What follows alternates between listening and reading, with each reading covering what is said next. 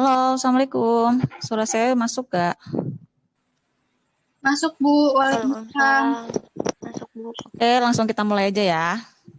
Assalamualaikum warahmatullahi wabarakatuh. Waalaikumsalam warahmatullahi wabarakatuh. Waalaikumsalam warahmatullahi Selamat datang untuk yang sudah masuk Zoom. Jangan lupa mengisi daftar hadir di chat grup.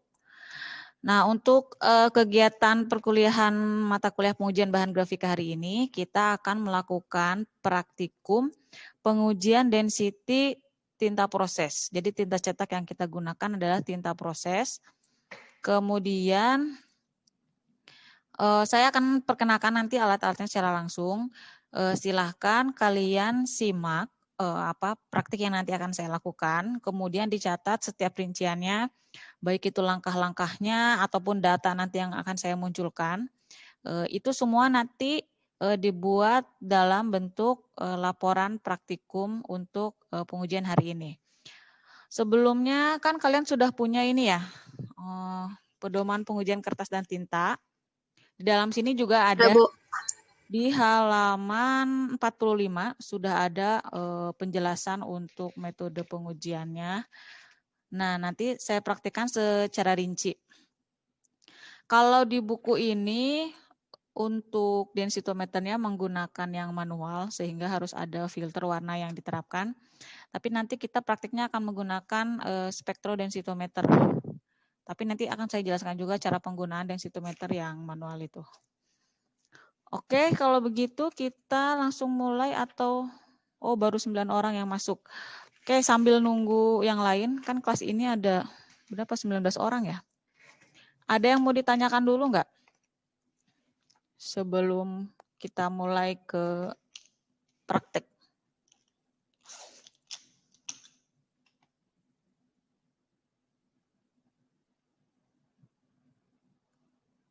Tidak ada?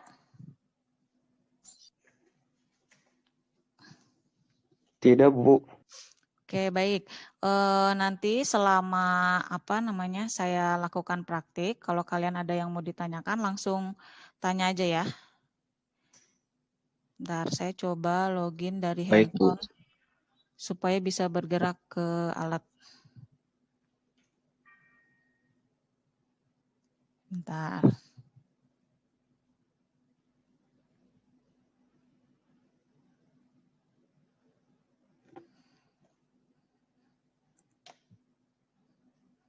Oke, yang ini saya mute dulu.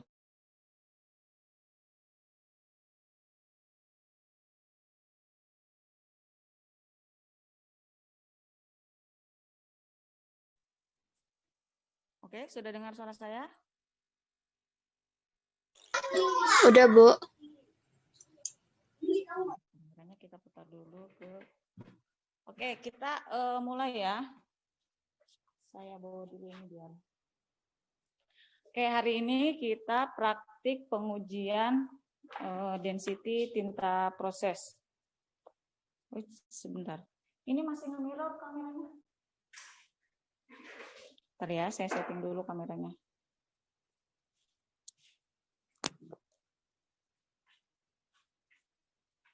Show my video. Sebentar.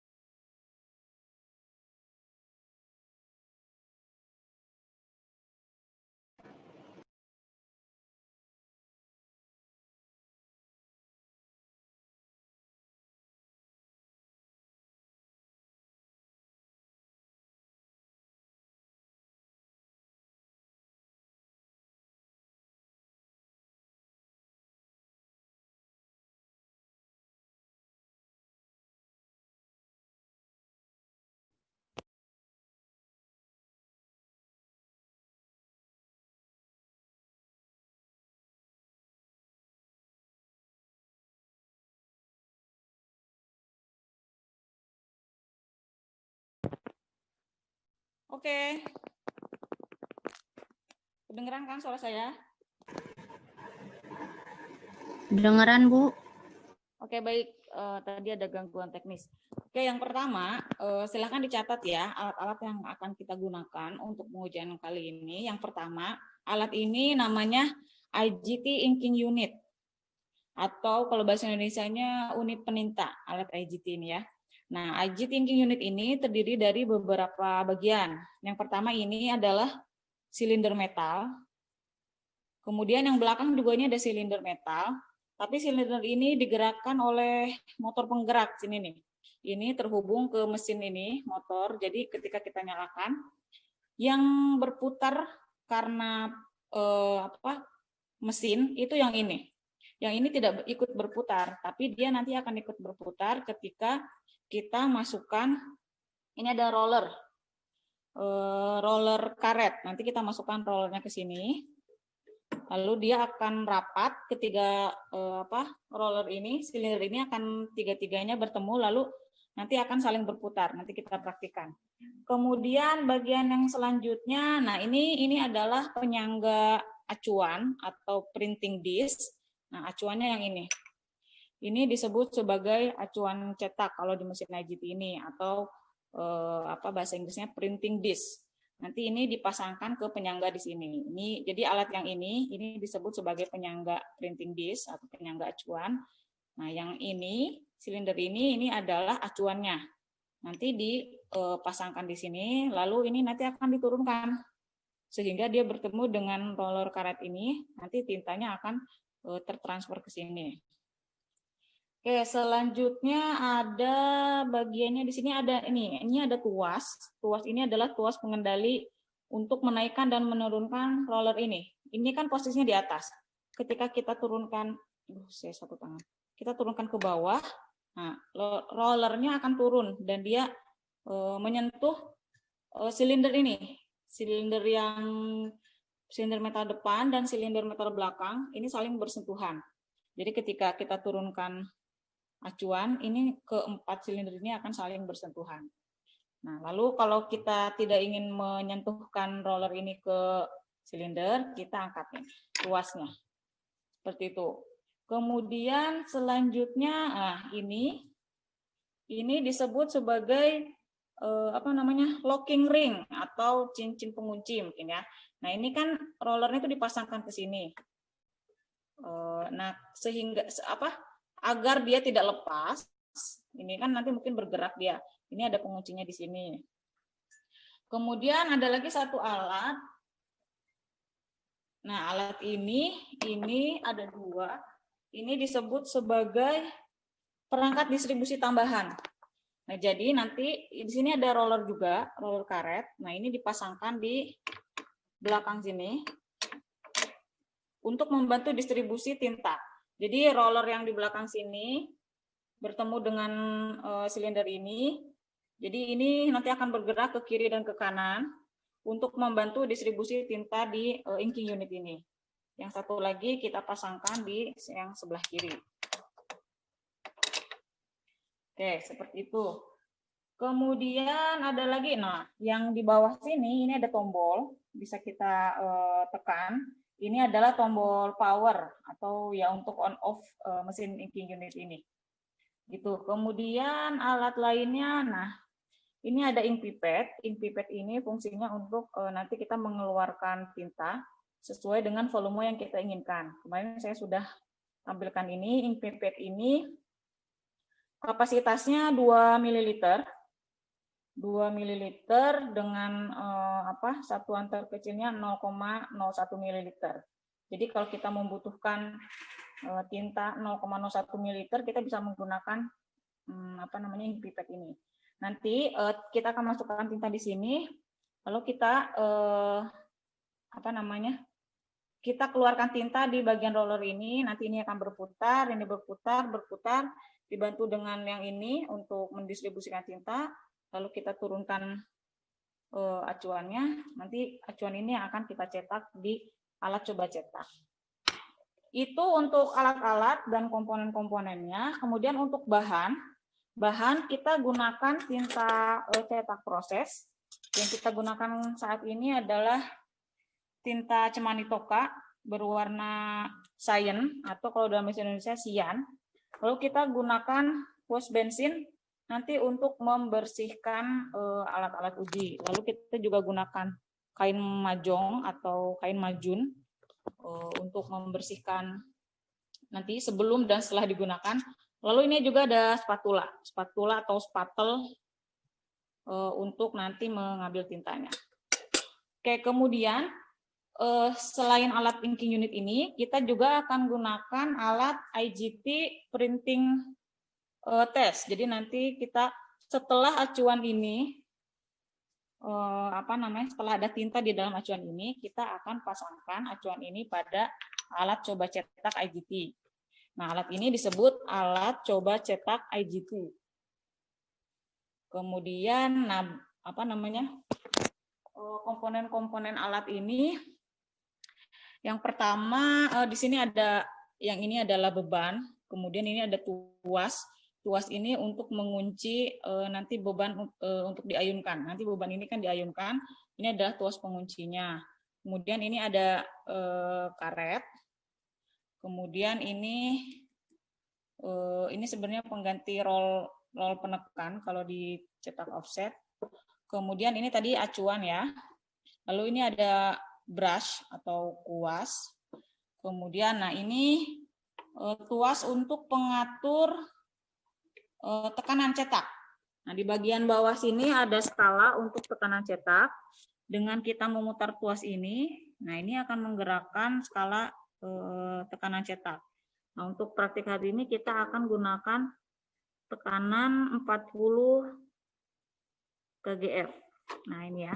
40 satuannya kgf atau kilogram force. Kemudian di bagian kiri atas ini ada tuas juga untuk mendekatkan dan menjauhkan acuan. Coba kita perhatikan. Kelihatan nggak? Kalau ini kita tuasnya menghadap ke depan, acuan ini menjauh agak ke kiri, menjauh dari silinder cetak. Contoh, ya supaya kelihatan. Kelihatan nggak ya? Nah ini kan dia menghadap depan. Ketika menghadap belakang, dia merapat atau menekan sehingga nanti akan terdistribusi tintanya ke sini. Jadi ini tuas untuk mengatur jarak acuan. Kemudian, untuk bahan juga kita gunakan kertas untuk media cetaknya. Ini kita gunakan art paper, kertas jenis art paper dengan ukuran 27 cm kali 2,5 cm. Jadi panjangnya 27 cm, lebarnya 2,5 cm. Seperti itu. Kemudian apa lagi ya? Oke, sudah. Nah, kemudian kita akan mulai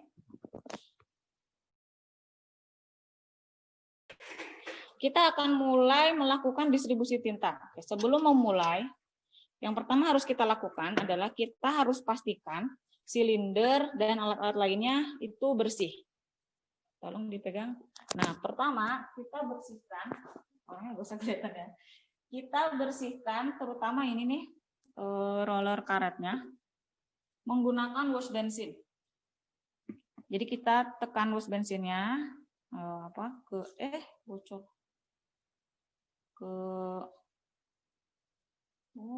ini. Ntar saya ambil yang baru. Jangan lupa.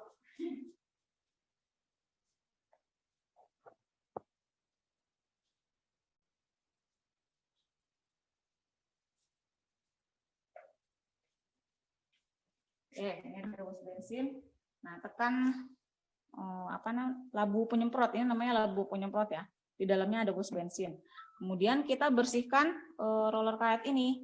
Nah, cara membersihkannya jangan dua arah, tapi membersihkannya satu arah. Jadi ini tidak dipegang, cukup pegang bagian pinggirnya, lalu kita bersihkan satu arah. Gitu. Boleh dari atas ke bawah. Nah, ini masih ada noda nih sebelum digunakan kemarin mungkin kurang bersih. Bisa dari atas ke bawah atau dari bawah ke atas. Yang penting membersihkannya satu arah. Ya. Jangan lupa nih dicatat di langkah percobaannya. ditambahkan, soalnya di buku panduannya itu tidak ada langkah ini. Oke, ini untuk prosedur pengujian ya, supaya nanti kalian terbiasa melakukan ini, baik di kampus maupun nanti di industri ketika ke industri.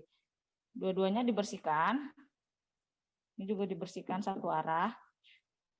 Coba sekarang saya tanya, kenapa ini harus dibersihkan? Ada yang bisa jawab? Sebutkan nama. Kenapa roller ini harus dibersihkan? Roller karet ini. Izin menjawab, Bu. Kenapa? Muhammad Yusuf. Iya, kenapa Yusuf? Izin Jawabannya? menjawab. Ya, silahkan. Mungkin kan tinta itu kalau misalkan nggak dibersihkan kering ya, Bu. Ya. Ya itu Terus? jawabannya. Oh, nanti takut mengering di sini tintanya gitu.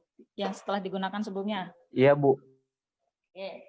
Ya. Itu betul. Jadi setiap alat uji apapun ketika sudah digunakan itu wajib dibersihkan, mau menggunakan tinta ataupun tidak.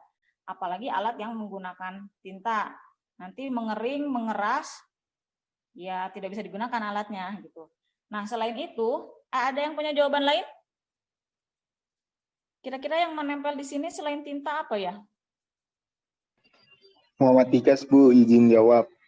Ya, silakan Dikas. Mungkin di situ ada debu, Bu. Nanti debu dapat mengurangi kualitas cetak pada kertasnya, Bu. Ya, betul. Salah satunya adalah debu di situ. Mungkin kan ini alatnya disimpan, selama penyimpanan ada debu. Nah, nanti akan mengganggu proses distribusi tinta. Nanti kalau kita lihat hasil cetak tuh suka ada bintik-bintik. Nah, itu bisa jadi salah satunya alasannya karena debu mengganggu di situ. Oke, betul. Terima kasih untuk siapa tadi, Yusuf dan Dikas. Nah, begitupun acuan cetak juga dibersihkan. Kemudian selain itu, ini satu lagi mana ya tadi acuan? Oh,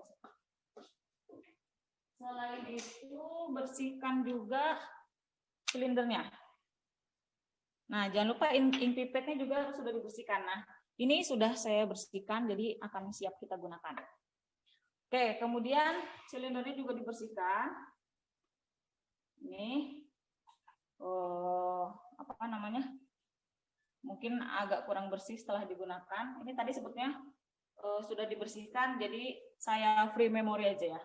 Begitupun dengan ini alat apa namanya, distribusi tambahan. Ini juga harus dibersihkan menggunakan workbench ini. Sebetulnya sudah dibersihkan sebelumnya, tapi perlu saya demonstrasikan. Oke. Setelah semuanya dibersihkan, bahan dan alat sudah siap digunakan. Sekarang yang pertama kita lakukan adalah kita pasangkan roller karet ini ke sini. Dari sini kelihatan. Nah, kemudian ini pasang ke dua sisi ya. Cara masang ini jangan dipegang karena tadi sudah kita bersihkan. Kalau kita pegang, ada debu lagi dari tangan kita atau ada pengaruh mungkin keasaman dari tangan kita juga. Oh, ini saya harusnya pakai sarung tangan. Nah, masuk. Setelah itu, kita tekan tombol power di bawah sini. Nah, kalau lampunya menyala, ini artinya sudah menyala. Coba lihat di belakang sini, rollernya sudah menyala. Rollernya sudah berputar. Nah, perangkat distribusi ini yang di belakang bergerak kiri kanan, karena gerakan roller yang ini dari motor nih, roller yang ini gerak di motor. Nah, yang roller karet dan roller depan ini kan belum bergerak. Gimana caranya biar bisa mereka bergerak? Kita turunkan tuasnya. Ini diturunkan. Nah, kelihatan nggak bergerak? Dari sini nih biar kelihatan. Nah, ini kan bergerak ya. Oh, ini belum dikasih oli, makanya agak bunyi. Nah, yang roller ini menggerakkan roller yang tengah ini menggerakkan roller yang depan. Jadi mereka saling bertemu. Ini apa yang bunyi ya? Nah. Mungkin ini kurang pas.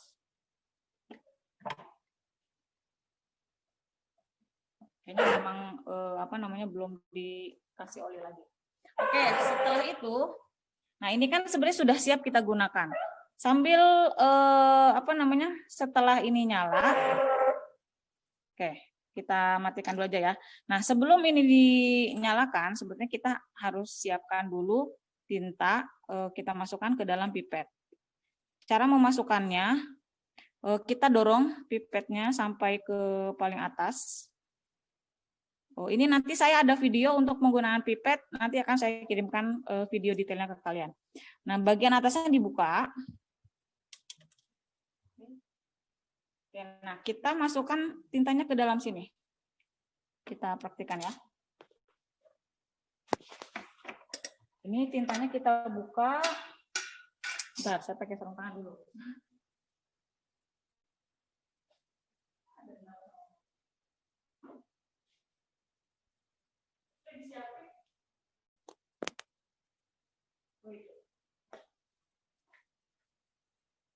Oke, tinta, ada yang tahu apa bedanya tinta proses dan tinta solid? Biasanya istilahnya itu tinta proses dan tinta solid. Kenapa tinta cyan ini disebut sebagai tinta proses? Ada yang tahu? Silahkan sebutkan nama.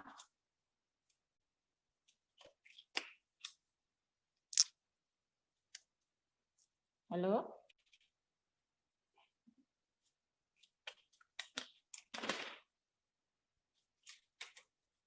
Atau sampai sini ada yang mau ditanyakan? Sambil saya pakai sarung tangan dulu. Sobat. Ada yang mau ditanyakan? Bu, izin bertanya, Bu. Kenapa? Izin bertanya, Oh ya, silakan. Siapa? itu kenapa pas ngebersihin apa sih yang roll itu tuh, Bu, harus satu arah tuh, Bu? Oh, kenapa membersihkannya satu arah? Sebetulnya untuk menjaga alatnya saja. Ini kan karet. Kalau kita dua arah, apa ya istilahnya tuh? Bisa merusak ininya. Apa? Arah karetnya ini. Gitu. Biar gimana ya istilahnya? Sebentar. Aduh, susah banget ini. Untuk menjaga ini juga, kalau kita membersihkan, kan tekanannya akan lebih terkontrol jika satu arah. Susah banget mas ini. Nah, sebetulnya itu instruksi dari supplier alat. Itu harus dibersihkan satu arah untuk menjaga supaya roller ini tidak rusak, karena ini terbuat dari karet. Gitu. Tapi secara logikanya kalau kita bersihkan satu arah tidak akan terjadi gini. Ketika kita membersihkan dari arah atas ke bawah misalkan, nanti yang kotor dari sini tidak akan terbawa ke bawah lagi gitu. Jadi kita bersihkannya dengan satu arah gitu. Nah, oke. Bisa saya lanjutkan ya? Saya udah pakai sarung tangan. Nah, kemudian kita kita masukkan tinta sebanyak kurang lebih ini kan 2 mili ya. Bentar lagi ngajar ini. Aja. Nah, kelihatan nggak? Nah, cara memasukkannya, kita ambil tinta dari ini kurang lebih 2 mili, tidak usah terlalu banyak karena ini kapasitas 2 mili. Nah, kita masukkan ke bagian sini sambil, jadi bagian bawah ini kita tahan, kemudian bagian atasnya kita putar. Nih, berlawanan dengan arah jarum jam. Ketika kita putar, kalau lihat nih, bagian tengahnya ini namanya plunger, dia akan turun. Nah, ruang sini nih yang akan kita masukkan tinta gitu. Kita mulai dari ketika planjernya di atas. Di sini kamera yang mengikuti ya. Nah, kita masukkan ke sini, lalu sambil kita putar. Mikrometernya kita putar. Nah, sambil kita putar ini, kita gerakan seperti ini. untuk naik dan turun naik turun tinta. Nah, kenapa harus dilakukan seperti ini? Ada yang tahu jawabannya? Tolong balas ini aku juga. Saya lagi ngajar. Ada yang tahu? Nah, kita lakukan seperti ini supaya tidak ada gelembung yang ikut masuk saat kita memasukkan tinta ke sini. Jadi supaya tidak ada gelembung, sama ketika kita memasukkan cairan apapun ke dalam suntikan tuh ya. Kalau dokter itu mau nyuntik, kadang suka ada gelembung air atau gelembung udara ya, yang masuk ke dalam itunya, ke dalam suntikannya. Jadi ini supaya tidak ada gelembung, kita gerakan seperti ini. Nah, kalau sudah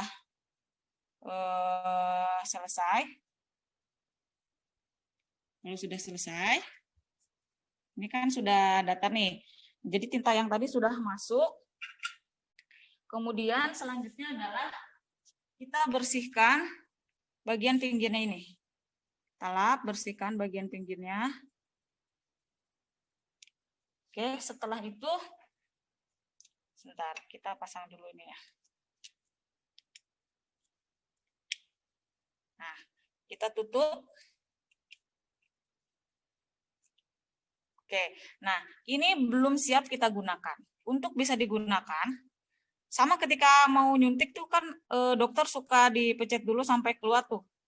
Cur, keluar, baru dipakai. Nah itu untuk mengeluarkan ini juga gelembung udara. Mungkin jangan sampai ada udara terperangkap dalam sini, maka kita putarkan dulu sampai tintanya keluar dari atas ini. Ini kan kalau kita putar tapi tintanya belum keluar, artinya masih ada udara tuh di dalam. Nah, ketika kita putar, udaranya tintanya akan keluar. Nah, ini kita buang dulu. Kita di kertas.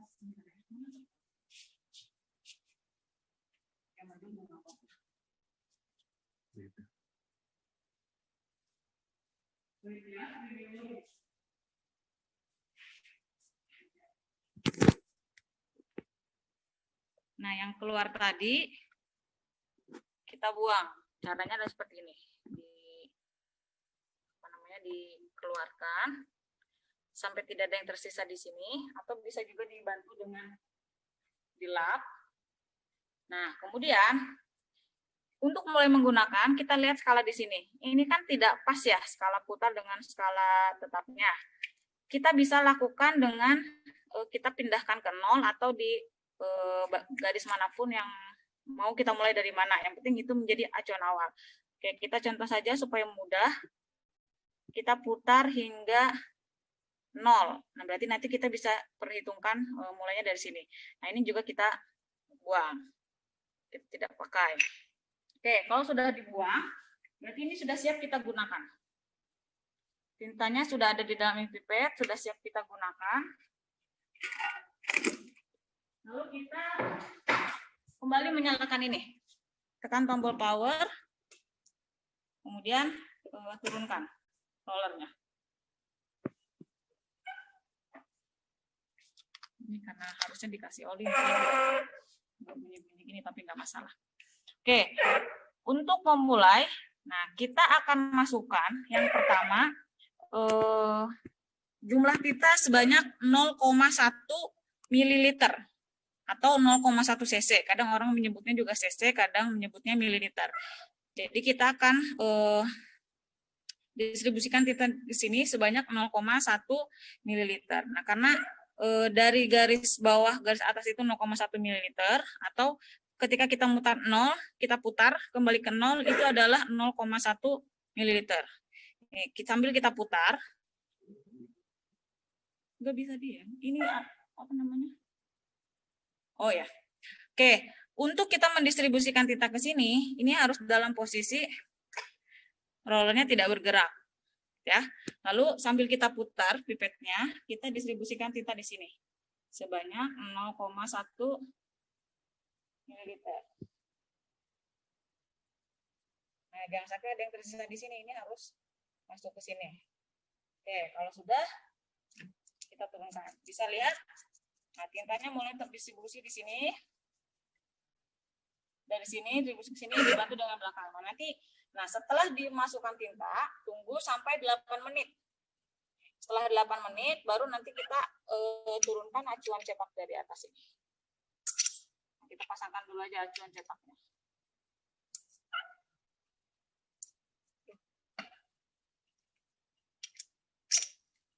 Oke. Nah, kita akan melakukan pengujian density tinta cetak ini menggunakan variasi volume tinta. Jadi volume tinta yang akan kita cetak nanti mulai dari volume 0,1 mili, kemudian naik ke 0,2, 0,3, 0,4, 0,5, kemudian habis 0,5, 0,6, setelah 0,6 kita lompat ke 0,8, lalu 1,0 dan 1,2 ml. Nah, yang kanan ini kan sudah 0,1 mili. Lalu kita akan distribusikan tinta di sini sebanyak 0,2 ml. Tuh.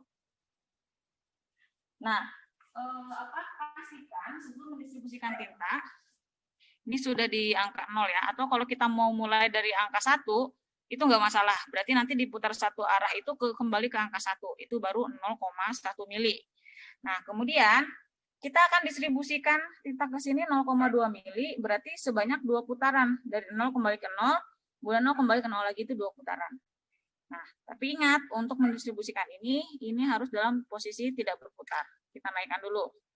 Nanti kita putarkan lagi. Oke, kita distribusikan sebanyak 0,2 mili. Ini sudah 1 putaran. Saya putar lagi. Kembali ke 0. Oke, ini 0,2 mililiter. Oke, sudah semua. Lalu kita turunkan lagi. Nah, ini mulai terdistribusi. Kita tunggu selama 8 menit. 8 menit itu adalah minimum waktu untuk supaya dia terdistribusi merata. Kalau ini kan terlihat nih belum merata nih. Ada yang tebal, ada yang tipis. Nanti lama-lama dia akan merata dengan bantuan, ini kan sama-sama berputar, 3 roll ditambah dengan roll tambahan di belakang, nanti dia akan merata. Nah, coba bisa dilihat, dibandingkan secara visual saja, kanan dan kiri warnanya berbeda ya. Yang kiri memang lebih tipis, yang kanan lebih tebal. Nah, 0,1 ml tinta, ketika nanti kita distribusikan ke acuan cetak, itu sama dengan 0,8 mikron atau 0,8 mikrometer ketebalan lapisan tinta yang nanti akan kita cetak di kertas. Jadi itu diingat ya. Kenapa bisa 0,8 mililiter, 0,8 mikron, itu sudah diperhitungkan. Kita menghitung luas permukaan dari silinder ini, ada 4 silinder luas permukaannya, kemudian ditambah 2 silinder yang di atas acuan cetak ini, luas permukaannya, nanti kita bisa perhitungkan seberapa banyak sebetulnya tinta yang terdistribusi ke sini. Dan bisa diperhitungkan ketebalan lapisan tinta yang nanti akan ditransfer ke media cetak. Oke, ini free memory aja ya, karena ini namanya simulasi. Kita anggap ini sebetulnya sudah 8 menit. Setelah ditunggu 8 menit, nah, kita pasangkan acuan cetak di kiri dan kanan. Oke, di kanan ada 2, di kiri ada 2. Di kanan berarti kita akan mencetak 2 acuan cetak, nanti 2 lembar kertas dengan ketebalan ketebalan dengan volume tinta cetaknya di sini 0,1 mili, yang di kiri 0,2 mili. Nah, ini setelah 8 menit kita turunkan penyangganya ini. Nah, lihat. Nah, tintanya kan sudah mulai berpindah ya ke acuan ini. Oke. Kemudian di sebelah kiri kita akan lihat perbedaannya ya. Ini sebelum disentuh, yang setelah disentuh, tuh, dia berpindah kan, tintanya berpindah ke acuan. Nah, setelah ini sebentar ini. Nah, ini kita tunggu selama 2,5 menit. Nah, seperti di buku panduan kan, 2,5 menit. Setelah 2,5 menit, nanti kita angkat acuan cetaknya. Kita anggap ini 2,5 menit ya. kuncinya sudah lepas. Oke, ini karena ini hanya contoh, nanti kalau real praktikum ini harusnya 2,5 menit. Nah, setelah 2,5 menit, kita bisa angkat acuan cetak. Nah, ceritanya udah 2,5 menit, sudah terdistribusi merata ke acuan cetak. Setelah ini, kita ambil acuannya, lalu kita pindah ke alat coba cetak.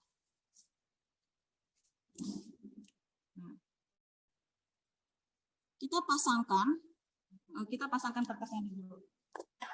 Nah, kan kita sudah menyiapkan tadi kertas untuk coba cetaknya. Kertasnya ukuran 27 kali 2,5 cm. Pertama kita lakukan, kita lihat di sini, kelihatan nggak? Nah, ini kita di sini ada penjepit. Nah, kita jepitkan salah satu ujung kertas ke bagian sini. Oh, ini belum terjepit, sebentar ya. Nah, pertama kita pastikan dulu karet ini terjepit di kiri maupun di kanan, di depan sebelah kanan. Di sini juga ada penjepitnya. Ini harus terjepit dulu.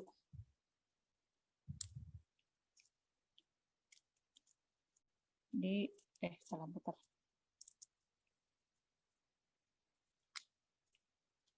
Kelihatan.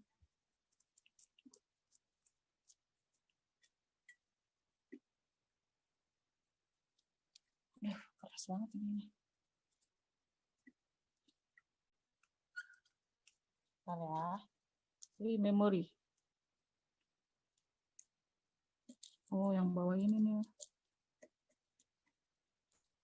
Yang bawah sudah mentok. Nah, ini kan ada penjepitnya nih.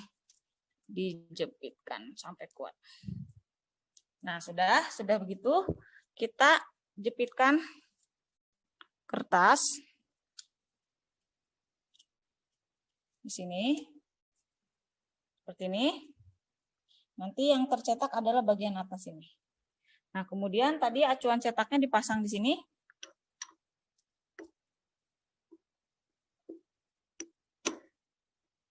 Oke.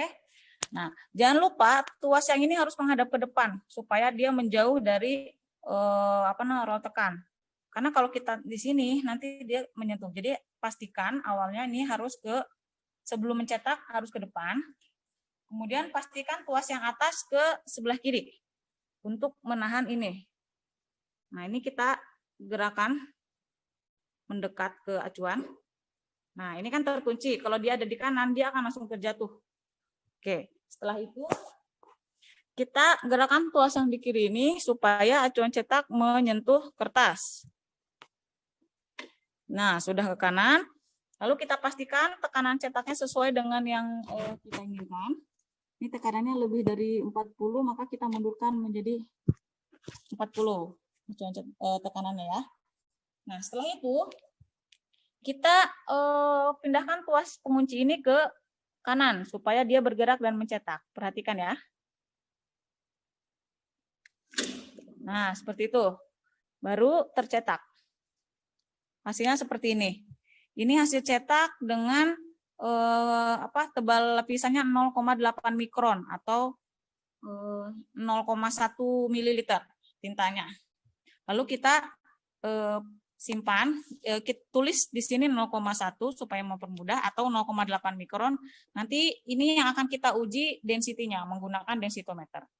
Oke, sekarang kita coba cetak untuk yang ketebalan 0,2. Maksudnya ketebalan 1,6 mikron atau 0,2 mililiter volume ininya ya, volume tintanya. Kita masukkan lagi ke sini. Yang tadi kita keluarkan. Nah, setelah digunakan ini harus langsung dibersihkan menggunakan hose bensin. Lalu kita masukkan yang sampel selanjutnya. Nah, kembalikan ini ke depan supaya menjauh.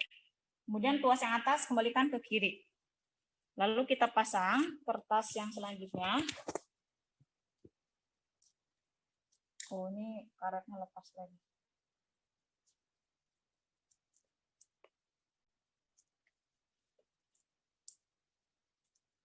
Kita pasang dulu karetnya supaya tidak lepas.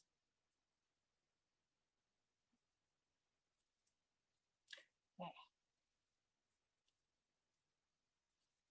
Nah, setelah terjepit, ini sudah ke kiri, kita gerakan. Nah kemudian pastikan nih acuan cetak ini sejajar dengan kertasnya, kita bisa maju mundur. Kalau terlalu sana nanti cetakannya miring. Nah lalu kita kembalikan ini ke arah sana supaya dia mendekat. Lalu kita pastikan lagi apakah tekanan cetaknya sudah sesuai. Ini sudah 40 ya. Lalu kita cetak dengan cara memindahkan tuas atas, tuas beban ini, supaya bebannya berayun. Perhatikan. Nah, sudah. Ini hasil cetak untuk 0,2 ml volume tintanya. Ini kalau kita bandingkan ya. Ini yang 0,2, kemudian ini 0,1. Terlihat bedanya kan? Karena volume tinta yang kita distribusikan tadi berbeda, sehingga ketebalan tinta di masing-masing ini juga berbeda. Seperti itu. Nah, nanti ini yang akan kita ukur berapa densitinya untuk yang 0,1 mili, 0,2 dan seterusnya sampai 1,2 ml. Oke, sekarang kita kembali di sini. Kita akan lanjut mencetak untuk 0,3, 0,4 dan seterusnya.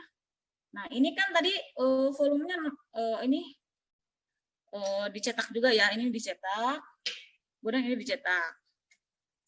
Setelah dicetak, ini dibersihkan. Nah, setelah dicetak, ini kita bersihkan menggunakan wash bensin dan kain majol. Caranya adalah kita basahi dengan wash bensin, lalu kita bersihkan.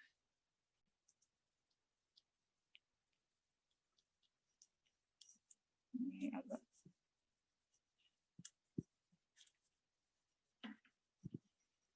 Nah, kita bersihkan sampai bersih. Begitupun dengan yang sudah digunakan lainnya. Gitu. Nah, ketika ini sudah bersih, kita akan distribusikan lagi tinta untuk 0,3, 0,4, 0,5, 6, 8, 1,0 dan 1,2 untuk kita cetak selanjutnya. Jadi, untuk praktikum ini kita mencetak sebanyak berapa nih? 1, 2, 3, 4, 9 cetakan. 9 dikali 2, jadi ada 18 cetakan. 9 cetakan dengan variasi volume yang berbeda dengan 2 kali pengulangan. Ini kan acuannya ada 2. Nah, caranya, ini kan tadi sudah ada tinta yang terangkat. Ya kan? Tadi kan sudah ada yang terangkat di sini, sudah kita gunakan. Otomatis ini jumlah total volume tinta di sini sudah tidak 0,1 lagi. Nah, ada cara untuk kita kembalikan dia menjadi 0,1. Nanti saya berikan listnya ya. Yaitu dengan menambahkan 0,007 mili. Nah, kalau kita menambahkan tinta ke sini 0,007 mili, dia kembali menjadi 0,1 mili. Nah, setelah kembali 0,1 mili, gimana caranya biar kita ingin di sini jadi 0,2 mili? Tadi kan 0,2 sudah ya. Kita lanjut ke 0,3. Berarti kita tambahkan 0,2 mili lagi ke sini. Jadi di sini 0,3 gitu. Ini udah saya catat sih, nanti saya kasih listnya. Ini, nah untuk 0,1 mili volume tinta, ketika kita sudah gunakan si tinta ini, kita harus tambahkan 0,007 mili supaya dia kembali menjadi 0,1 mili. Nah 0,1 mili ini kalau kita konversi ke ketebalan lapisan tinta di atas cetakan, itu 0,8 mikrometer atau mikron. Nah, begitupun untuk yang sebelah sini. Ini kan 0,1 tadi sudah dipakai. 0,2 tadi sudah dipakai. Gimana caranya kita kembalikan? Ini ke 0,1 lagi. Ini ke 0,2. Nah, untuk 0,2 kita tambahkan 0,013 mili. Nah, baru ini kan tadi kita sudah uji 0,1, 0,2. Ketika sudah dikembalikan, kita uji di sini 0,3, di sini 0,4. Berarti masing-masing ditambahkan 0,2 mili. Dari 0,1 menjadi 0,3, di sini dari 0,2 menjadi 0,4. Gitu. Cara menambahkannya, kita distribusikan lagi tinta di sini. Untuk mengembalikan 0,1 kita distribusikan 0,07 di sini. Kemudian untuk 0,2 kita distribusikan 0,013 di sini. Lalu kita tambahkan 0,2 mili di sini, 0,2 mili di sini. Itu simulasi aja ya. Oke, setelah itu kita cetak lagi. Dari acuan cetak sini, setelah kita tambahkan tinta, ini kita biarkan lagi selama 8 menit supaya dia terdistribusi.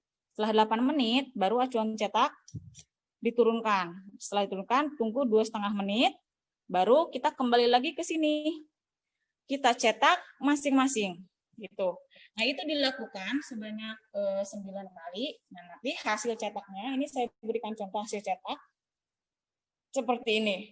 Jadi ini untuk volume tinta 0,1 mili, 0,2 mili, 0,3 mili, 0,4 mili, 0,5 mili, 0,6, terus 0,8, 1,0, 1,2. Gitu. Nah, sekarang saya tanya. Untuk 0,1 mili, ini kan tadi saya bilang ketebalan lapisan tinta yang terdistribusi di sini adalah 0,8 mikron atau 0,8 mikrometer. Sekarang kalau volume tintanya 0,2, berarti ketebalan lapisan di sini berapa? 1,6. Ada yang bisa jawab? 1,6.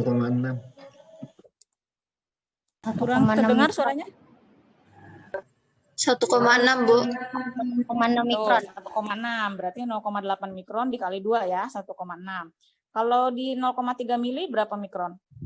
2,4.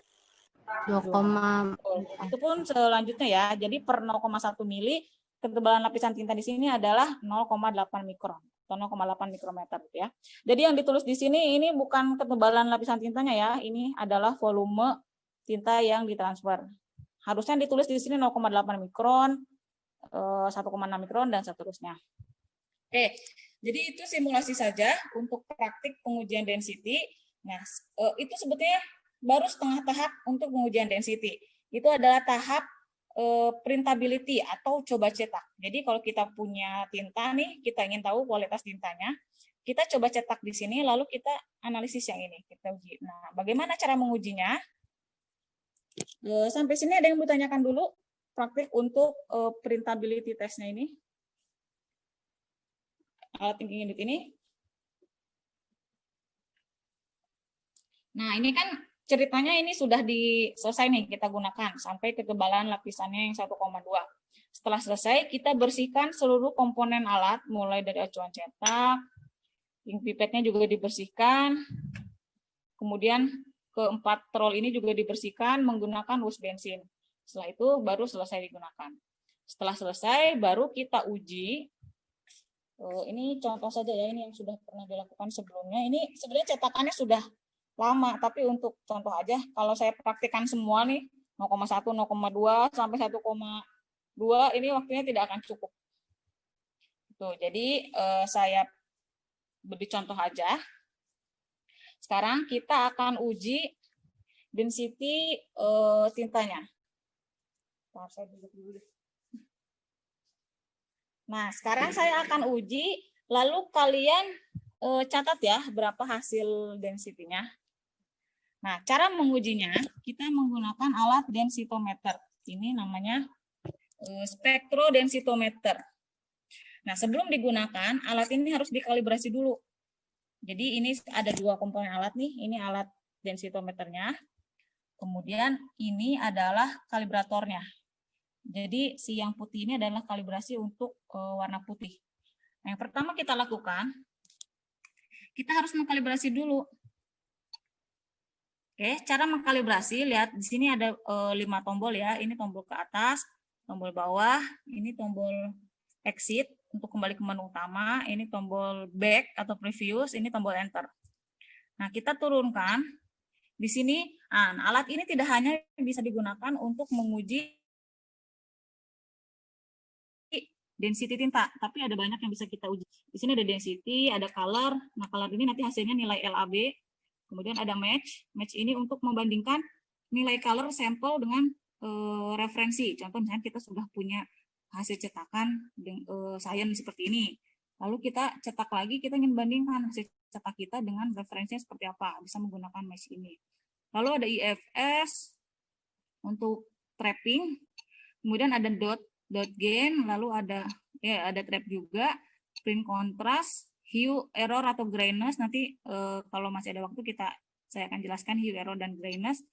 Kemudian paper indicates, ada banyak menu di sini. Nah, kita pilih yang calibration.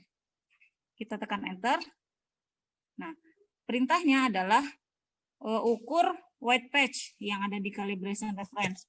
Nah, kita arahkan, jadi di bawah sini nih, readernya di sini nih. Yang bagian bawah ini kita arahkan ke kalibratornya. Nah, setelah itu kita tekan supaya dia mengukur. Nah, setelah complete berarti dia sudah terkalibrasi. Nah, kemudian kita akan uji density-nya. Nah, sebelum menguji, ini bisa tolong dipegang sebentar?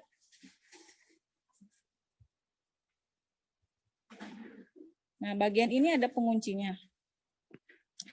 Nah, di sini ada pengunci, ini namanya instrumen shoe, atau kalau bahasa Indonesia ini kan sepatu nih. Tapi kita sebut aja nih alas ya. Jadi kalau mau kita gunakan, ini harus dalam kondisi terbuka.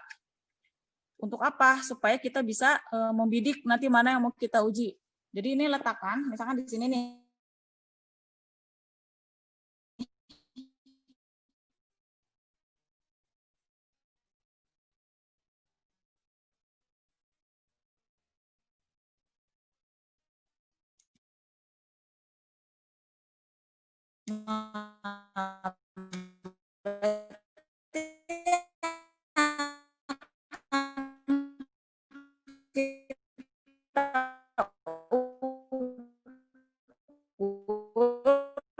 Titiknya di sini. Titiknya adalah yang di lubang ini. Ya, jadi ini dalam kondisi terbuka. Nah, ini juga tidak diuji. Kenapa? Karena ketika cetak di sini ada potensi mungkin kalau yang pertama mulai ini belum stabil. Kemudian setelah selesai ini sudah tidak stabil. Jadi yang kita uji adalah 3 titik di bagian tengah. 1, 2, 3. Di bagian manapun boleh, tapi di luar 5 cm awal dan 5 cm akhir. Jadi kita akan uji 3 titik di masing-masing hasil uji ini. Lalu nanti dicari rata-rata density-nya berapa. Ya. Sekarang kita mulai. Untuk yang 0,1, sini ya. Cara mengujinya adalah kita tekan sini. Oh, sebentar. Untuk memindahkan, tadi kan ini sudah dikalibrasi ya. Kita akan mengukur density-nya. Nah, kita kembalikan ini ke menu awal. Lalu kita pilih density. Ini biar kelihatan. Pilih density, kemudian tekan enter. Nah, ini akan siap digunakan. Jadi setelah ditekan sini, ditekan. Nah, hasilnya muncul C0,4. Oke, silahkan dicatat. Titik pertama untuk sampel yang 0,1 ml adalah 0,4. Kemudian kita pindah ke titik yang kedua. Kemudian kita tekan lagi, kita lanjutkan. Nilainya sama, 0,4 juga. Sekarang kita coba pindah ke titik yang ketiga. Tekan lagi. Nilainya 0,41. Ya. Terlihat kan? Sudah dicatat nilainya? Sudah, Bu. Oke. Kemudian kita lanjut untuk yang 0,2. Kita mulai agak geser kan? Nilainya 0,72. Catat ya. Kemudian yang kedua, titik yang kedua 1,02. Kemudian titik yang ketiga 0,74. Oh, bisa berbeda gitu ya. Kita coba titik satu lagi. Ini mungkin tidak tidak tersebar merata waktu cetak. 1,0. Oke. Dicatat ya. Nah, kemudian yang 0,3 kita ukur. Science 1,42. Ini untuk yang 0,3 mili ya. Oh, sebentar. Saya ada chat penting dulu, harus saya balas sebentar ya.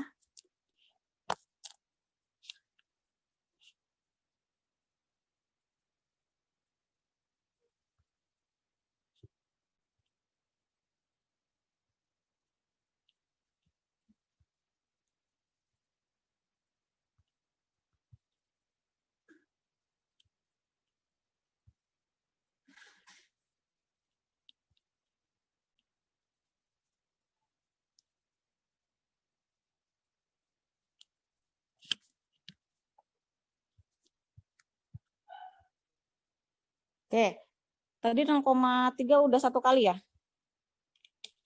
Sekarang titik yang kedua.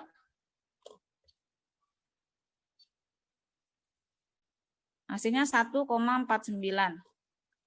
Kita pindah ke titik yang ketiga. 1,42. Sudah ya, 0,3 sudah 3 titik ya? Udah, Bu. Iya, Oke. udah, Bu. Sekarang kita ke 0,4. Ini kurang geser. 0,4 hasilnya 2,01. Titik yang kedua 1,76. Titik yang ketiga 1,67. Sekarang 0,5. Titik yang pertama agak tengah. Titik yang pertama 2,08. Titik yang kedua 1,90. Titik yang ketiga 1,72. Kemudian sekarang volume tinta 0,6 ya, sampel yang 0,6. 2,39 titik 1. Kemudian titik kedua 2,31. Kemudian titik yang ketiga 2,43. Sekarang yang 0,8 titik pertama 2,50. Titik yang kedua 2,30. Titik yang ketiga 2,73. Sekarang 1,0 titik pertama 2,70. Titik yang kedua 2,78. Titik yang ketiga 2,68. Sekarang yang terakhir 1,2 titik pertama 2,83. Titik kedua 2,64. Titik ketiga 2,75. Oke, ini sudah kita lakukan pengujian density untuk tinta siang. Nah, seharusnya untuk 0,1 ada 2 sampel, 0,2 2 sampel, 0,3 2 sampel. Semuanya masing-masing 2 sampel. Tapi karena saat ini yang tersedia hasil cetaknya hanya 1 sampel, jadi kita menggunakan 1 sampel ini saja untuk belajar saja. Nah, kalau 0,1 ada 2 sampel, masing-masing 1 titik, berarti kan ada 6 titik hasil uji density-nya. Nah, itu dirata-ratakan. 0,1 berapa rata-ratanya, 0,2 berapa rata-ratanya, lalu nanti dibuat grafik. Grafiknya sumbu X adalah volume tinta, atau bisa kalian konversi ke ketebalan lapisan tinta. Volume sumbu Y-nya itu adalah density rata-rata tinta. Nanti kalian buat grafiknya. Sekarang sudah jam karena sekarang sudah jam 11. Nah, saya mau menawarkan ke kalian. Ini kan untuk tinta siang. Kita masih punya ini hasil cetak untuk magenta, yellow, dan black. Kita akan ukur masing-masing density-nya, lalu nanti kalian buat laporan. Apakah kita ukur density-nya sekarang, kita selesaikan, atau kita nanti kembali lagi setelah Jumatan? Diselesaikan aja. Atau gimana? Diselesaikan aja, Bu. Diselesaikan aja, Bu.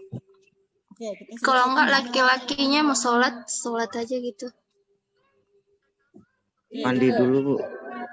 Mau mandi dulu, Bu. Ada beberapa penjelasan. Nanti mau saya jelaskan density itu dari mana dan apa.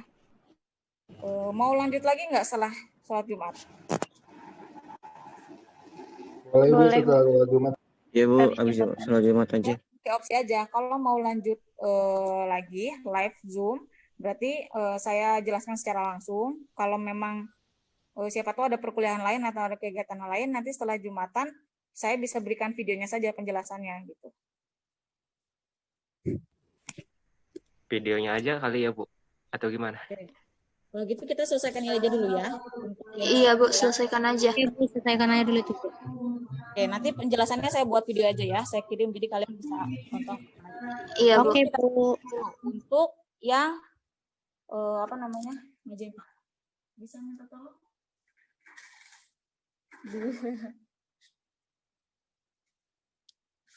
Tolong diukur aja. Bapak aja yang ukur. Saya bersihin itu. Atau gini aja ya. Langsung nih. Perhatikan bedanya. Tadi yang saya ini kan C 2,75. Sekarang kalau yang magenta gimana? Ketika kita kurang geser ke kanan. Kita ukur, nih titik pertama yang 0,1, dia berubah jadi M. Ada yang tahu M ini artinya apa? Magenta, Bu. Nah, karena alat ini sudah otomatis, jadi dia langsung mendeteksi ini adalah tinta proses magenta. Jadi density yang dia gunakan adalah menggunakan filter yang sudah dia sesuaikan.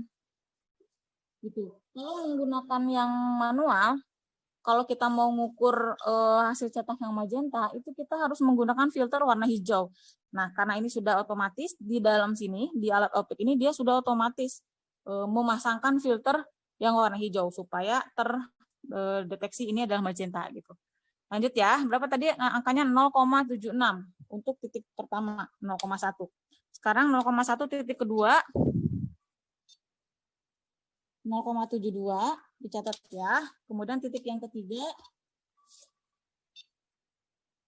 0,72 juga.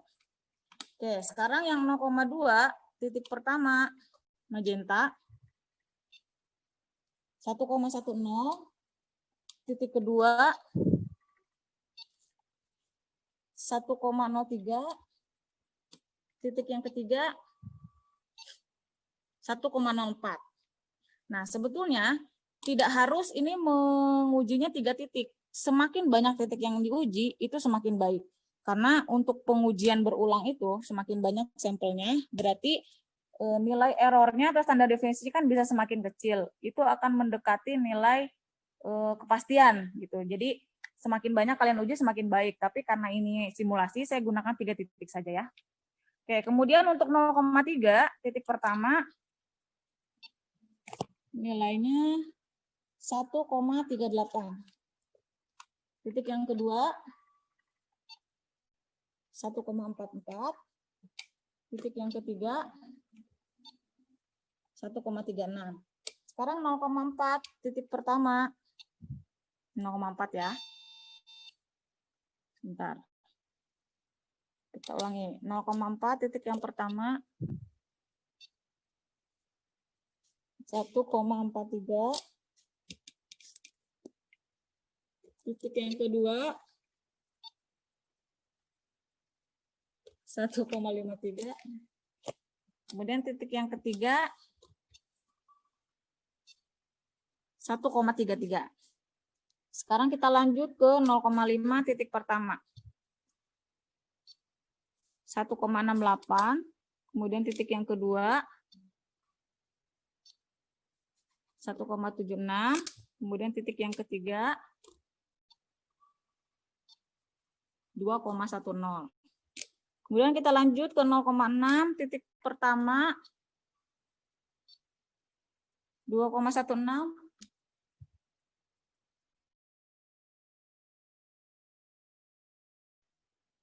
Lanjut sekarang titik kedua di 0,6 2,01. Dulu ya 2,01. Kemudian titik yang ketiga 2,06. Lalu di 0,8 titik pertama 2,11. Titik yang kedua 1,90. Titik yang ketiga 1,98. Lalu lanjut di 1,0 titik pertama 2,00. Titik kedua 2,66. Titik ketiga 2,64. Terakhir untuk 1,2 titik pertama 2,57. Titik yang kedua 2,55. Titik yang ketiga 2,54. Oke, sudah 3 titik ya untuk yang magenta. Selanjutnya kita akan ukur untuk yang yellow. Nanti kalian catat nilainya, lalu kalian bandingkan density masing-masing jenis tinta proses seperti apa. Kemudian semakin tebal lapisan tinta, ini kan ke kanan berarti semakin tebal karena volume tintanya semakin banyak kan. Bagaimana? Apakah density-nya naik atau turun? Apakah naik kemudian turun dan sebagainya. Maaf Pak, sebentar ya.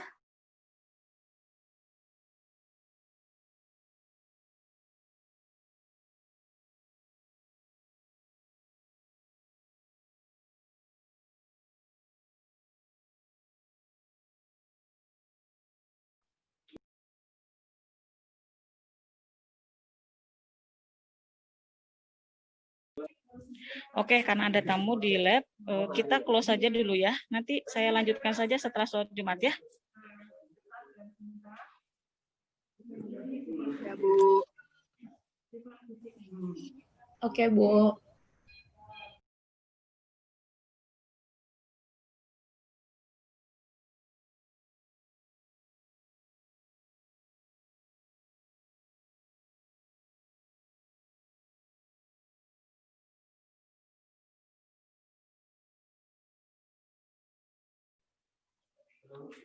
Oke, yang terakhir untuk yellow 1,2,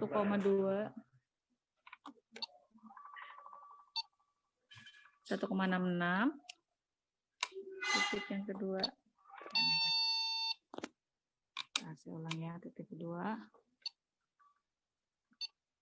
1,68,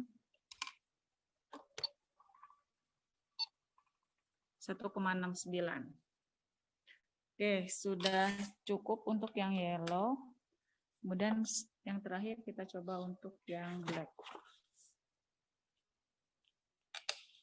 Siap ya, untuk yang 0,1 titik pertama 0,68, titik yang kedua 0,71, yang ketiga 0,51. Kemudian sekarang 0,2, 1,31, 1,43, 1,27.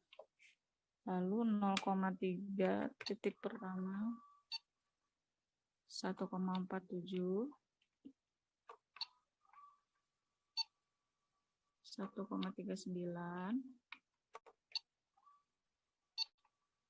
1,40. Selanjutnya 0,4, 1,44, 1,40, 1,52. Lalu untuk 0,5 titik yang pertama 2,52, 2,36, 2,22. Selanjutnya 0,6, 2,87,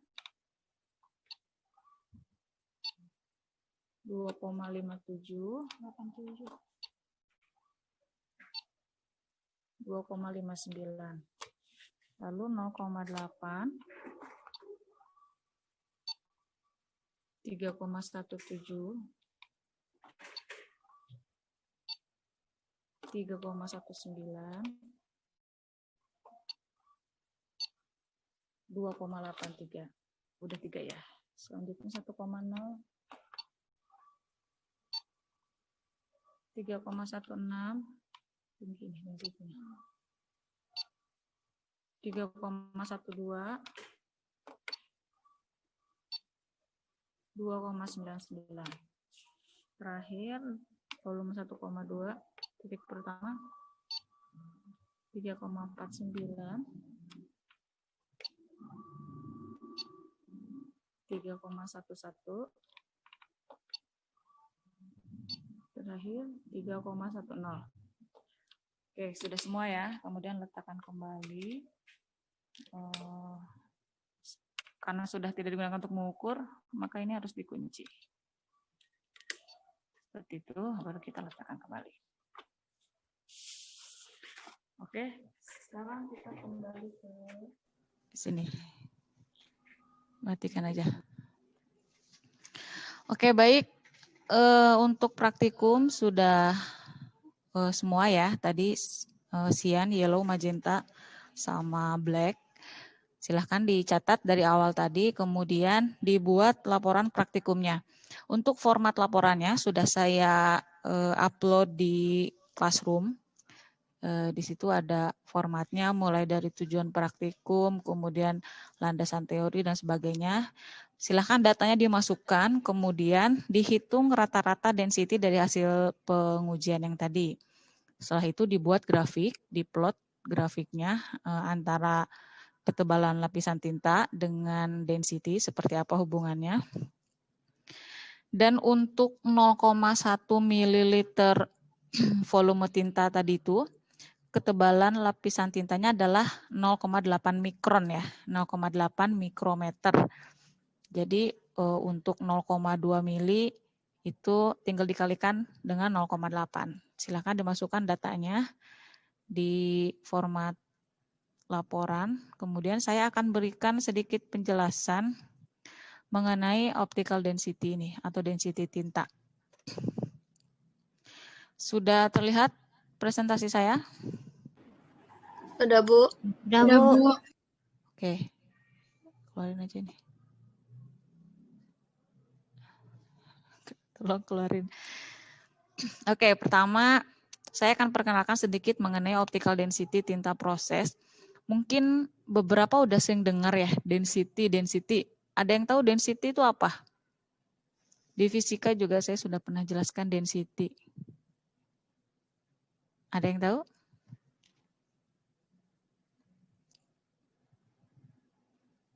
Your internet connection unstable. Sinyalnya, Bu. Suaranya. Ntar ganti wifi. Dosen lama? Oh. Iya nih connected kok. Sudah terdengar lagi suara saya? Tolong direspon. Udah masuk lagi suaranya? Bu. Sudah, Bu. Oke, lanjut ya. Nah, kalau yang sering kita dengar, density itu kan massa jenis. Ada yang tahu massa jenis itu apa ya? Di fisika udah pernah saya jelaskan. Massa jenis. Pengukuran massa, Bu. Pengukuran massa. Berbeda. Massa jenis itu massa per volume atau massa per satuan volume. Jadi bisa diartikan massa jenis itu adalah kerapatan suatu zat. Semakin tinggi massa jenisnya, berarti massa per volume itu semakin besar. Itu contoh misalkan kita bandingkan antara batu dengan ukuran yang sama, misalkan balok batu nih dengan balok styrofoam. Ukurannya sama, volumenya sama, tapi massanya berbeda. Nah, itu menyebabkan massa jenisnya berbeda. Yang batu itu massa jenisnya lebih tinggi dibandingkan yang styrofoam. Kenapa? Karena kerapatan partikelnya semakin tinggi gitu, semakin rapat partikelnya sehingga dengan volume yang sama massanya lebih besar itu. Jadi kenapa density lebih tinggi itu artinya kerapatan dari partikelnya semakin tinggi gitu. Nah, di dalam tinta cetak pun, kenapa ini disebut density? Sebetulnya density yang dimaksud di tinta cetak ini adalah optical density atau kerapatan optis. Jadi kalau orang percetakan bilang density itu sebetulnya adalah optical density atau color density gitu. Jadi bukan density yang dimaksud bukan massa jenis suatu zat, walaupun artinya di sini sama kerapatan, tapi dalam densitometer ini density yang dimaksud adalah kerapatan optis. Gitu. Jadi optical density atau di industri biasa menyebut juga density tinta, itu adalah nilai kerapatan optik pada material cetak sebagai wujud interaksi tinta dengan bahan cetak, khususnya itu kertas. Nah, dalam fisika optik itu, density material optik adalah nilai pembanding dalam rumusan logaritma D sama dengan log 1 per beta. Nah, beta ini adalah faktor reflektansi atau reflektansi itu kan pantulan. Nah, beta ini adalah hubungannya juga dengan intensitas cahaya yang dikirimkan oleh lapisan tinta. Jadi ketika alat densitometer ini kan mengeluarkan cahaya yang nantinya dipantulkan oleh media cetaknya. Tadi kan yang alat densitometer itu mengeluarkan cahaya, lalu yang dihitung adalah pantulan dari media cetaknya itu. Nah, pantulannya itu berkaitan dengan intensitas cahaya yang dikirimkan oleh lapisan tinta. Tadi kan yang kita ukur density-nya itu kertas yang dilapisi tinta. Nah, nilai density yang dimaksud ini adalah perbandingan antara reflektansi atau pantulan cahaya yang terkena pada media cetak itu, perbandingan antara reflektansi kertas dengan reflektasi tintanya itu sendiri.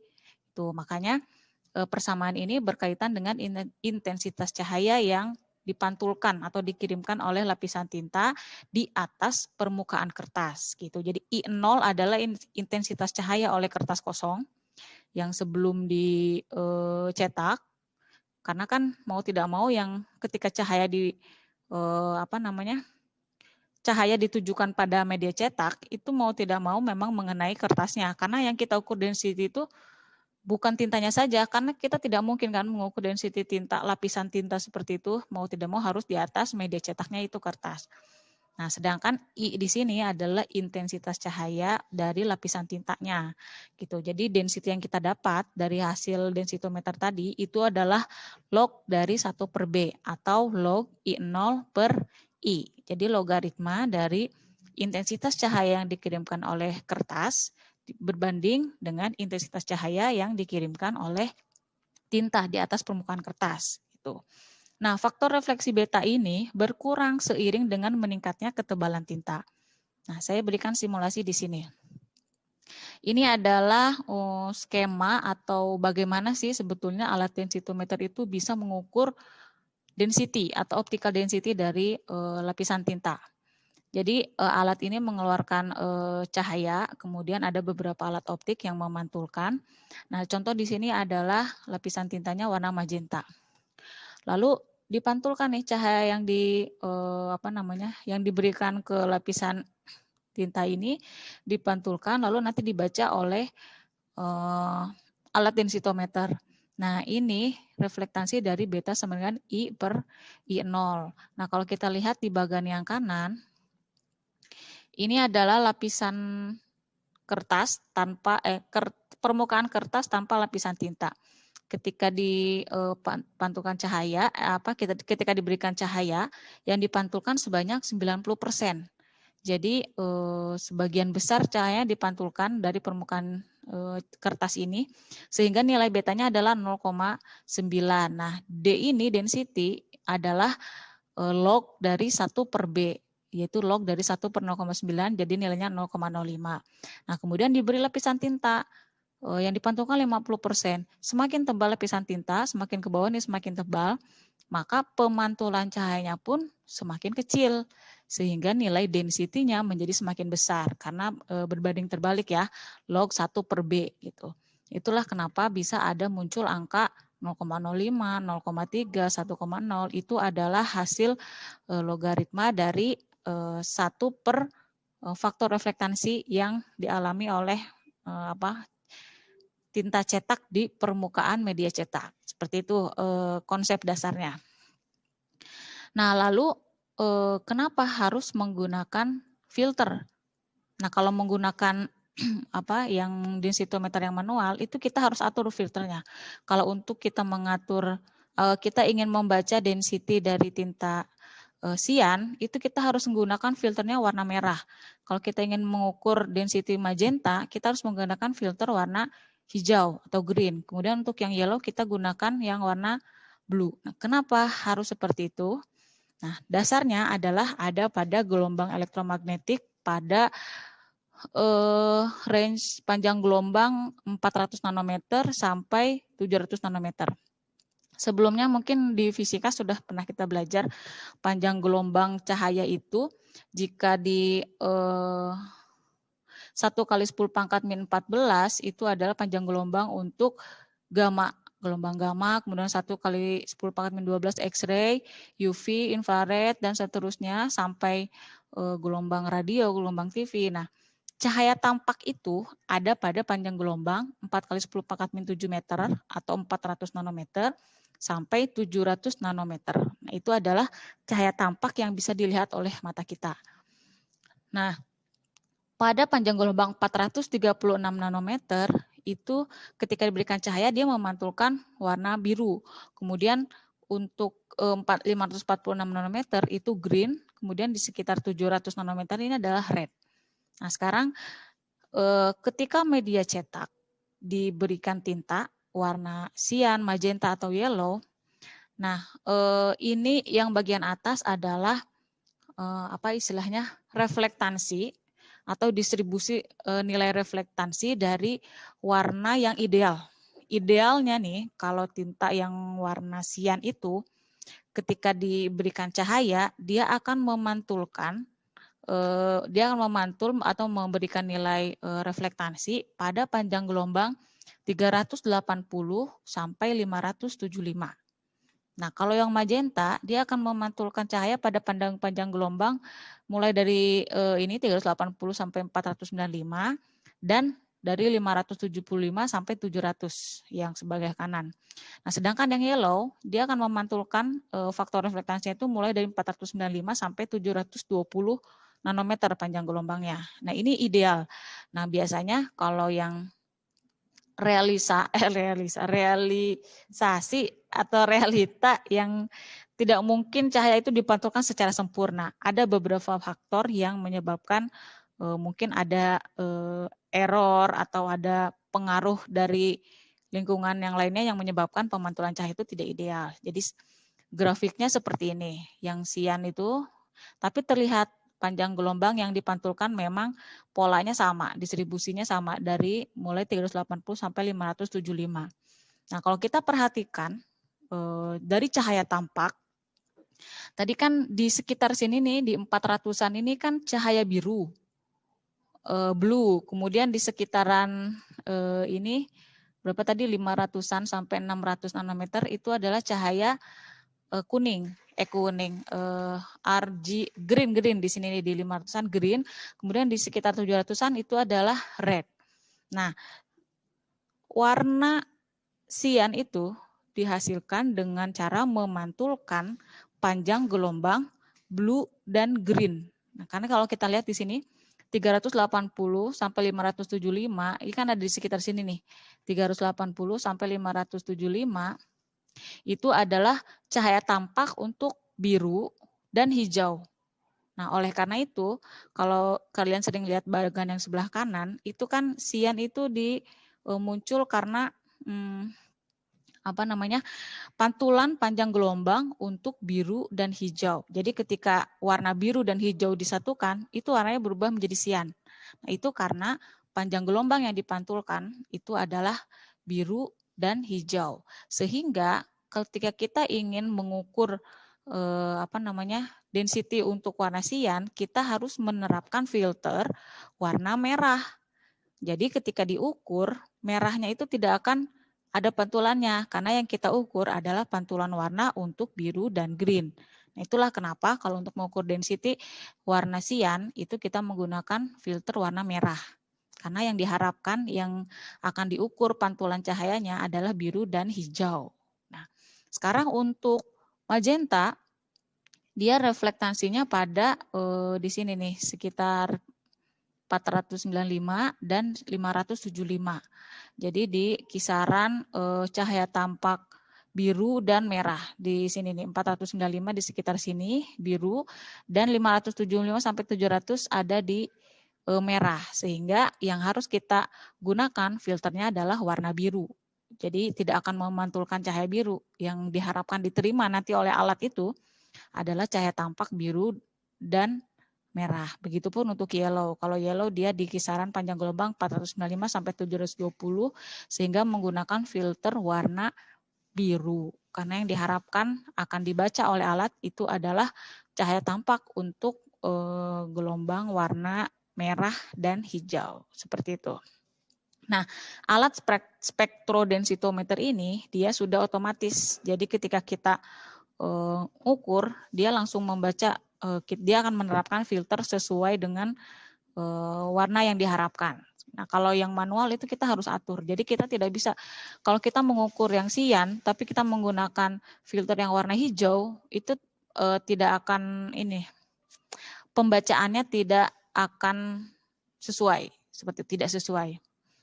Oke, kemudian, nah dari hasil pengujian tadi, kalian buat plot grafik untuk, jadi dirata-ratakan dulu ya density-nya, kemudian dibuat grafik ketebalan lapisan tinta terhadap density yang terukur tadi. Ini rata-rata ya, sumbu Y-nya ini rata-rata density, kemudian sumbu X-nya adalah ketebalan lapisan tinta. Satuannya mikrometer. Nah, di sini ada contoh grafik untuk nilai density dari hasil cetak pada coated paper, pada HVS, dan pada koran. Di sini terlihat bahwa nilai density untuk yang dicetak pada kertas coated paper itu lebih tinggi dibandingkan HVS dan dibandingkan dengan koran. Kenapa? Karena pada coated paper itu kan dia diberi pelapis sehingga hampir tidak ada pori-pori di permukaan kertas. Putus-putus nih kayaknya. Ya Bu, sinyalnya Bu. Suaranya putus-putus. Oke, saya ulangi ya. Tadi memang your connection unstable. Oke, saya ulangi untuk density tinta cetak yang dicetak pada kertas coated paper, itu nilai density-nya relatif lebih tinggi dibandingkan pada HVS dan dibandingkan dengan kertas koran. Kenapa? Karena ini berkaitan dengan pori-pori permukaan kertas. Untuk kertas coated paper, dia kan diberi pelapis, hampir tidak ada pori-pori di permukaan kertas. Sehingga ketika dicetak dengan tinta cetak, itu pigmen dan seluruh bahan tinta cetak itu ada di atas permukaan. Nah, sedangkan untuk HVS itu kan ada pori-pori, yang uncoated paper itu ada pori-pori, sehingga sebagian dari tinta cetak itu akan meresap atau terabsorpsi oleh pori-pori kertas itu. Ketika diukur menggunakan densitometer, maka faktor reflektansi atau pantulan cahaya yang diterima oleh alat itu lebih rendah dibandingkan yang coated paper. Begitupun dengan koran. Koran itu pori-porinya semakin lebih besar dibandingkan yang HVS, sehingga yang ada di permukaan koran itu lebih sedikit tintanya gitu. Kemudian ini perbandingan antara density untuk tinta black, cyan, magenta, dan yellow. Nah, ini adalah contoh grafik untuk perbandingan beberapa warna tinta. Nanti silahkan dari hasil pengujian yang tadi, kalian juga buat grafik yang seperti ini. Untuk melihat rata-rata density tinta black, cyan, magenta, dan yellow tuh mana yang lebih tinggi dibanding untuk masing-masing warna. Gitu. Nanti diplot masing-masing grafik, lalu dibuat analisisnya. Kemudian ini perbandingan untuk coated dan uncoated paper sama dengan yang sebelumnya. Nah, kemudian di dalam density, optical density ini ada yang disebut dengan optimum density. Apa itu optimum density? Yaitu nilai density optimal yang didapatkan dengan ketebalan tinta seminim mungkin. Misalkan, kan semakin banyak tinta yang kita distribusikan atau tinta yang kita cetak ke atas lapisan permukaan kertas, kan density-nya semakin tinggi. Tapi sampai pada ketebalan tertentu, dia tidak akan terus menjadi lebih tinggi. Gitu. Nah, titik jenuh di situ, titik dia ini kan diplot nih grafiknya sampai di sini nih relatif dia tidak naik lagi, walaupun ditambah lapisan tintanya sampai setebal apapun, density-nya tidak akan semakin tinggi. Nah, itu titik di situ nih, nanti kan bisa diplot grafiknya di sini, kita lihat density-nya berapa. Nah, titik di situ adalah nilai density optimum, Ini juga berkaitan dengan nanti ketika cetak, kalau semakin banyak tinta yang kita pakai, tapi hasilnya itu tidak semakin bagus, itu kan pemborosan. Sehingga kita perlu cari berapa nilai density optimum dari sebuah tinta cetak dengan seminimum mungkin tinta yang kita gunakan, tapi dia menghasilkan warna atau density yang semakin yang tinggi gitu. Kalau kita makin nambah lagi, justru akan menyebabkan masalah pada proses cetak gitu. Itu disebut sebagai density optimum. Nanti silahkan diplot grafik dari hasil pengukuran density tadi, apakah ditemukan density optimum, artinya pada ketebalan lapisan tinta berapa terjadi density optimum, berapa density-nya gitu. Kemudian ada juga yang disebut sebagai density maksimum. Density maksimum itu adalah nilai density tertinggi yang didapatkan. Gitu. Nanti silahkan dicari dari hasil pengujian tadi, lalu dibuat kesimpulannya. Nah, adapun density maksimum secara umum untuk tinta cetak yang dicetak pada kertas koran, uncoated, coated, dan matte coated, biasanya density-nya ada di kisaran 1,1 untuk tinta koran, kemudian 1,4 untuk uncoated, 1,9 coated, dan 1,6 itu untuk matte atau doff coated gitu ya. Nah, begitu cukup itu penjelasan singkat dari saya. Intinya yang harus dipahami apa itu optical density. Nah, untuk di laporan kan ada apa tuh istilahnya kajian teori ya. Silahkan masukkan kajian teorinya secara singkat dan padat. Lalu masukkan datanya, buat plot grafiknya, lalu buat analisis datanya. Itu kayaknya di format ada yang kurang saya tambahkan. Tambahkan analisis data dan kesimpulannya seperti apa. Density tinta cetak untuk tinta Cemanitoka dengan 4 varian. Cyan, yellow, magenta, dan black. Seperti itu. Mungkin itu saja. Ada yang mau ditanyakan sampai sini?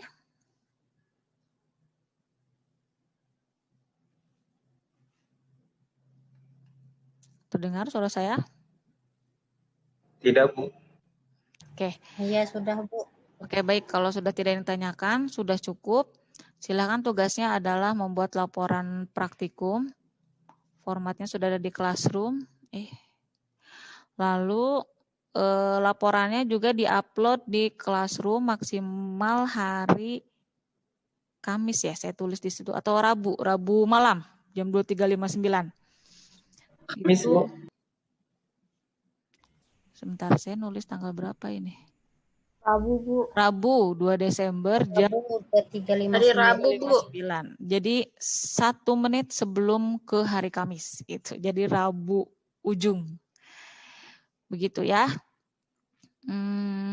Untuk nama alat, bahan tadi sudah saya sebutkan ya.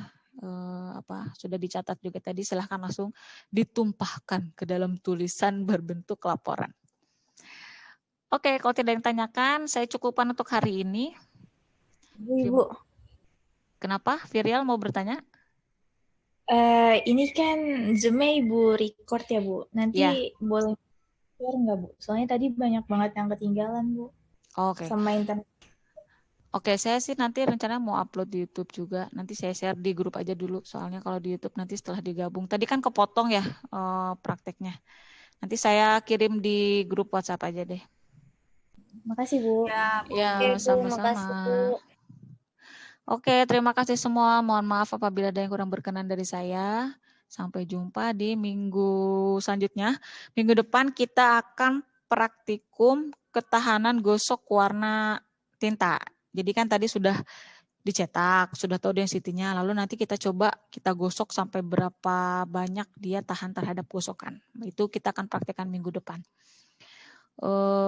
Sebelumnya saya mewakili seluruh manajemen di jurusan teknik grafika, mohon maaf karena praktikum tidak bisa dilaksanakan secara langsung, secara offline karena kondisi masih belum memungkinkan dan dosen pengujian bahan grafika menyepakati kalau semester ini tidak ada praktikum langsung di lab. Nah, untuk semester depan seperti kemarin pengumuman dari Mas Menteri itu kan sudah boleh untuk masuk, tapi akan dibahas lagi nanti untuk edaran dan protokol sebagainya. Oke, saya tutup saja untuk hari ini. Terima kasih. Wassalamualaikum warahmatullahi wabarakatuh. Waalaikumsalam warahmatullahi wabarakatuh. Terima kasih, Terima kasih, Bu. Bu. Ya, sama-sama. Saya tutup ya.